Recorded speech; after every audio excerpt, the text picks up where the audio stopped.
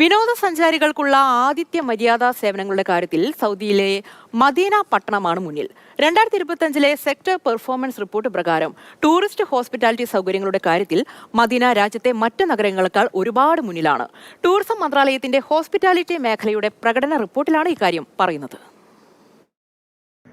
Saudi tourism മന്ത്രാലയത്തിന്റെ hospitality മേഖലയുടെ പ്രകടന റിപ്പോർട്ടാണ് മദീന നഗരത്തിന് നല്ല മാർക്ക് നൽകിയിട്ടുള്ളത്. 2025 ആദ്യ പകുതിയിൽ ടൂറിസ്റ്റ് ഹോസ്പിറ്റാലിറ്റി സൗകര്യങ്ങളുടെ എക്യുപ്പൻസി നിരക്കിന്റെ കാര്യത്തിൽ മദീന 74.7% എന്ന നിരക്കിൽ സൗദിയിലെ മറ്റു നഗരങ്ങളെക്കാൾ ഒന്നാമതെത്തി. വിനോദസഞ്ചാരികളെ ആതിഥ്യ മര്യാദയോടെ സേവിക്കുന്നതിൽ പ്രവാചകൻ മുഹമ്മദ് നബി അന്ത്യവിശ്രമം കൊള്ളുന്ന മദീന പട്ടണം മുൻപന്തിയിലാണ്.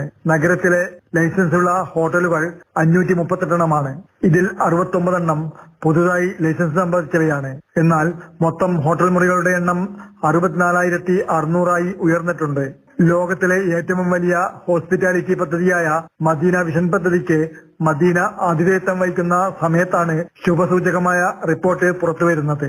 പ്രതിവർഷം ദശലക്ഷക്കണക്കിന് സന്ദർശകരെ സ്വാഗതം ചെയ്യുകയും സംയോജിത ഹോസ്പിറ്റാലിറ്റി അന്തരീക്ഷം നൽകുകയും ചെയ്യുന്ന ഒരു അസാധാരണ ലക്ഷ്യസ്ഥാനം എന്ന നിലയിൽ മദീനയുടെ ആഗോളനില കൂടുതൽ മെച്ചപ്പെടുമെന്നാണ് പ്രതീക്ഷിക്കുന്നത്. Mathrubhumi News, Medina.